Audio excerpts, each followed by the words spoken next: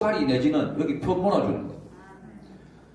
그래서 제가 오는 과정에 제가 생방송으로 실시간으로 이걸 봤습니다. 중간일보 났습니다. 하고 보도를 했습니다. 자, 그러면 그 기사가 나온 시간이 그날 아침 05시 01분입니다. 그러면 종이신문은 보통 저녁 8시, 9시 되면은 마감을 합니다. 밤새 찍어가지고 돌려야 되니까. 그러니까 아침 5시에 이게 기사가 올라왔더라고요. 그러니까 종이신문은 그 다음날도 안 나왔어요. 그래서 그 다음날, 그러니까 제가 그 기사를 본 그 다음날은 야, 이게 특종이니까 크게 나오겠다. 그것도 기사에 단독이라 써놨습니다. 6장으로 썼으니까 사진까지 포함해서 엄청 많습니다. 디테일하게. 그런데 신문에 전혀 기사가 없어요. 제가 수소문을 해서 이 김방현 기자님을 통화를 했습니다. 100% 맞다, 사실. 그런데 왜 기사가 안 나오냐? 했더니, 저도 언론이지만, 취재를 하는 부서가 취재해가지고 넘겨주면, 이거를 가지고 신문에 1면에 낼 것인가, 2면에 낼 것인가, 톱으로 쓸 것인가, 좁게 쓸 것인가는 따로 결정합니다. 왜? 기사를 쓴 사람들은 전부 다 자기 기사가 중요하다고 생각하기 때문에, 이걸 톱을 해주세요. 이거를 기사를 크게 키워주세요. 이러기 때문에, 독립적으로 부서를 달리해서, 여기서 여기 넘겨주는데, 요 부서는 완전히 다릅니다. KBS도 마찬가지입니다. 취재 오면, 취재한 기자는 만들어가서 테이블 넘겨주면, 여기서 보고, 아, 이거는 오늘 9시 뉴스 톱으로 가자. 이거는 9시도 안 되게 빼버리자. 결정은 여기서 합니다. 부서가 달라요. 그런데 이 사람은 이렇게 이야기합니다. 저는 취재했을 뿐이고, 편집해서 내는 부서에 알아서 판단하신 건이 아니겠는가? 아주 조심스럽게 말합니다. 저는 기자 생활을 30년 한 사람으로서 이걸 어떻게 보느냐? 굉장한 압력을 받았다.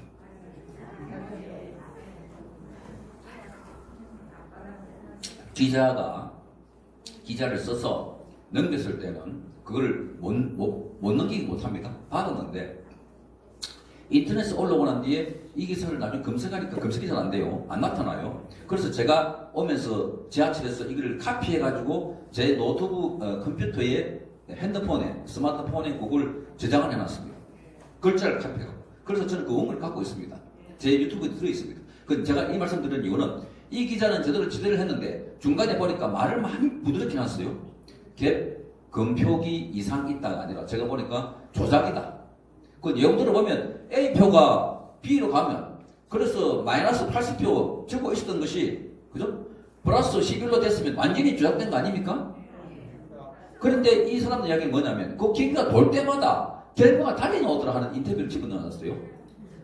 그러니까 이 기계가 할 때마다 누가 서버를 연결해가지고 누릴 때마다 이 예상치 못하게 이런 클레임이 이런 문제 제기를 할 줄 몰랐던 모양이죠. 어쨌든 그렇게 돼서 이 기자는 오래된 기자입니다. 신참이 아닙니다. 거기 대구 대전 지역을 책임지고 있는 본사에서 내려간 아주 유능한. 그런데 그걸 제가 이제 받아들이기에는 이런 기사는 이제 썼을 때 많이 마사지를 해가지고 많은 부분 중에 빼내고 이렇게 부드럽게 해가지고도 올렸는데 요거를 차마 신문으로 냈다가는 큰일 나겠다 하는 이미 인터넷 올린 걸 보고 누군가가 연락을 했을 것이다. 중앙일보. 단적으로 빨리 말하기 시간 없으니까 JTBC 문 닫을래. 중앙일보. 세원조사 들어갈까? 홍석현이를 봐서라도 그러면 안 되지. 하지 않았을까? 대통령, 과거에 저도 기자 생활할 때 특종을 해오거나 정권에 무거워 들어오면은 갑자기 선배가 부릅니다. 좀 보자고. 기사를 봐가지고, 왜 기사를 보는 메커니즘을 잠깐 설명드릴게요. 취재 기자가 취재를 해오면 그대로 뉴스 내는 게 아닙니다. 그 위에 차장, 부장, 국장이 있습니다.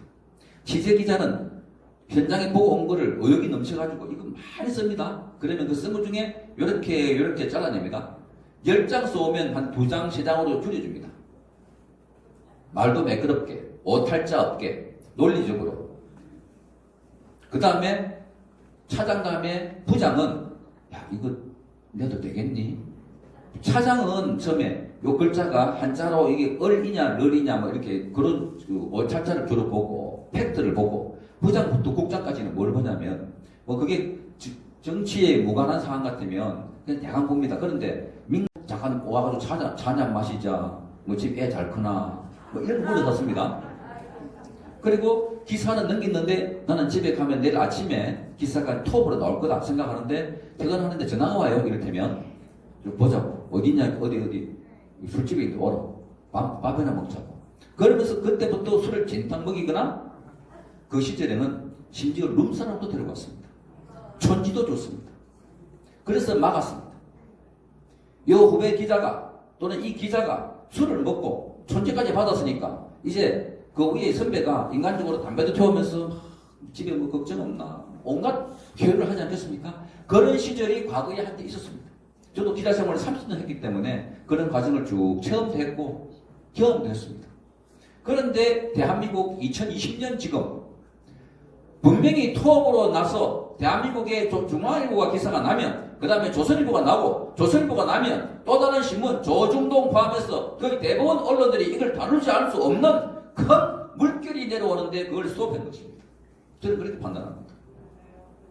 부정투표가 있다고 여러 학자들이 말한 것을 그걸 신문 기사로 상세하게 서술을 해가지고 내오는 기사인데 그게 종이신문에 아침에 빠졌습니다. 중앙일보는 기본적으로 종이를 만드는 신문이지 중앙일보가 인터넷 신문이 아니지 않습니까? 그래서 제 기자가 전화 보냈더니 이 기자는 아주 원론적인 장만 합니다. 저는 기사를 취재했을 뿐이고 그걸 내는 것은 그분들 판단입니다. 그러나 내용은 전부 다 맞습니다. 자, 그 다음에 여러분 조선일보가 얼마 전에 최보식이 만난 사람 코너에서 대한민국 최고의 통계학자인 박성현 교수 인터뷰를 낸 보신 분 계십니까? 네. 그분 인터뷰에서 그분이 말씀하셨습니다. 통계학적으로 도저히 나올 수 없는 오류다. 이거는 투표로서 이렇게 나올 수 있는 확률은 나는 없다 본다. 지금 은퇴했지만 그래도 대한민국 서울대학교의 최고의 통계학 교수입니다. 최보식 칼럼이라는 것은 저기 그 김문수 대표님도 전에 인터뷰를 해봤는데 한 면을 이렇게 다 합니다. 거의 이만큼 크게 합니다. 그래서 이번 선거가 부정투표가 확실하다는 말씀을 조금 완화해가지고 도저히 있을 수 없다. 확률적으로 통계적으로 나타날 수 없는 결과다 했는데 어제 그저께 또다시 조선일보가 전 선거관리위원회 사무총장이라는 사람 인터뷰를 해가지고 이번 선거는 절대적으로 부정투표가 아닙니다. 일어날 수가 없습니다. 한꺼번에 여러 사람을 속여야 되는 일이 일어날 수 있겠습니까? 자, 조선일보가 똑같은 최보식이라는 사람이 그 코너를 통해서 한 번은 이 선거는 학자 입을 통해서 일어날 수가 없습니다 했는데 왜 갑자기 그 반대 입장을 실었을까? 또 전화 받겠죠? 요거부터 제 가슴입니다. 띠리리링 해가지고 방사자 문 닫을래. TV조선 겨우 살려줬더니 내일부터 세무조사 들어갈까? 코리아나 호텔 조선일보 맞지? 이거 한번 들어볼까? 장자인 사건이라고 들어서 보셨죠? 장자인 리스트 또 한번 만들어 볼까? 하지 않았을까? 그러니까 여기 있는 게 이래 왔다. 자, 이것만 봐도 지금 누군가가 대한민국 언론을 완벽하게 컨트롤하고 있다는 건 여러분 느끼시겠습니까? 그 일을 여기 계신 유튜브 여러분들이 대신하고 있다는 사실 여러분 박수 한번 쳐주십시오.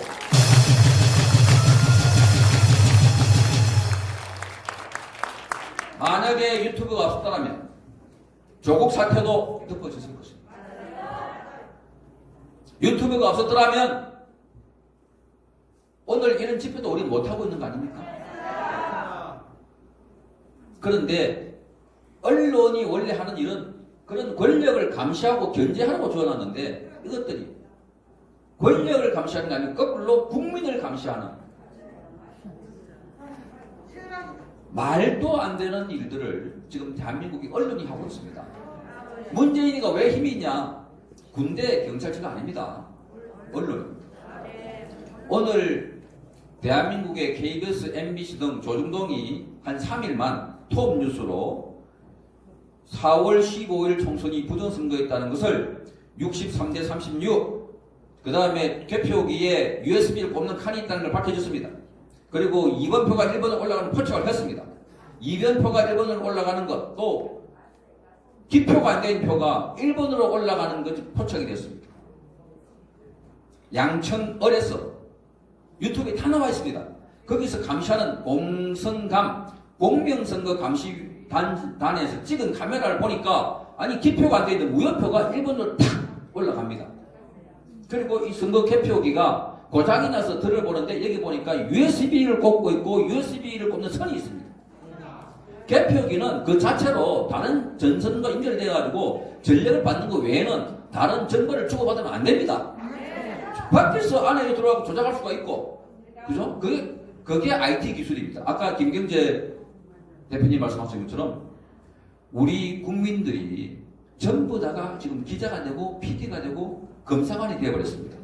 전부 다 압니다. 그런데 저 멍청한 이 세대들은 국민이 그야말로 개 돼지인 줄 알고 숨기고 눌리면 될 거다. 투표 결과가 어디 옛날에 60년대에 막걸리 투표도 아니고 투표함 자체가 바뀌겠느냐? 아닙니다. 지금 드러나고 있는 곳곳의 증거를 보면 이미 부정투표라는 사실은 차고 넘칩니다. 그래서 이제 더 이상 부정투표 시비는 하지 않겠습니다. 이미 문제는 이제 이 정권이 얼마나 교묘하게 이걸 숨기고 그 다음에 덮어 씌울까. 투표 용지를 발견했다고 하는 민경욱 의원도 벌써 투표 탈취 사건이라고 그동안 일체 보도하고 있지 않는 방송들이 민경욱을 향해서 그 투표 용지를 탈취했거나 탈취한 사람으로부터 받았다면 1년 이하의 징역, 뭐 몇천만 원 이하의 벌금 이런 식으로 겁박을 하고 있습니다.